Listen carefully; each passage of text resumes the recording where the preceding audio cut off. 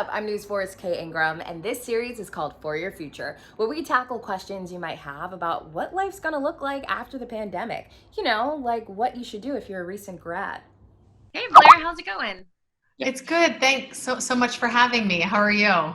Oh, I'm so good. Great to be speaking with you now because I have just had so many questions, as far as this pandemic goes. And of course, we have recent grads who have just graduated, some who are still, waiting to graduate. And I'm sure they have a ton of questions. So for this conversation, I am that grad, right? And I'm curious, you know, first off, are there opportunities for folks who are entering the workforce right now? It is certainly a challenging job market right now, but there are opportunities available. In fact, there's 1.5 million entry-level jobs in the US on LinkedIn right now. And as you would expect, there's industries like healthcare, industries that are helping Americans navigate this crisis are certainly high in demand. But we are seeing other industries like customer service and retail that also are in high of demand. So I would encourage you, if you're currently looking for a job, to think through where your skills can be transferable and be flexible.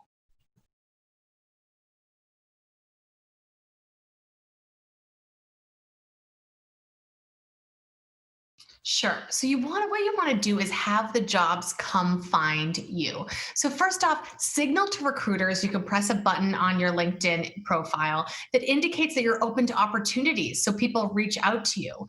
Additionally, set up instant job notifications so that you get flagged the second an interesting job posting comes to life, and that you can jump on it. We know that candidates that apply early are 4 times as likely to get the position, so you want to jump on it. Another thing is network, network, network. I get asked all the time by college students, I don't have a network. How do I begin? You do have a network. You probably just don't realize it. Think back to your high school coaches, your teachers, your colleagues, your peers in college and high school, and think through how to build those relationships in a professional context. Your professional network is your number one asset over the course of your career, and you really want to nurture it to grow. You don't want to just call on it when you need something. You want to water it, right? Like a garden. Right. So it's certainly get out there. Even if you can't meet for coffee, set up a video call. I love that. A video call, which everyone's doing these days, like us right now. Yes. Right? Awesome. So what advice do you have that can help people land a job? Sure. When it comes to landing a job, make sure you're ready for the position, right? You have the skill set, you gain those skills on your online learning courses and through your education. You found the opportunities. Now you want to really drive home the interview. And right now, those interviews are happening over video. It's a trend that we're seeing that it's here to stay. It's something we've been seeing for a while. So make sure you're comfortable. Test your tech. Make sure that you have the right webcam, the audio, do a test call with your mom to make sure you're good to go. You don't want to do anything to take away from that conversation, especially to differentiate yourself amongst the other candidates. That is such a good point. I feel like I remember back when I was applying for internships and they would send you out like those videos and they're like, okay, we're going to do a video interview.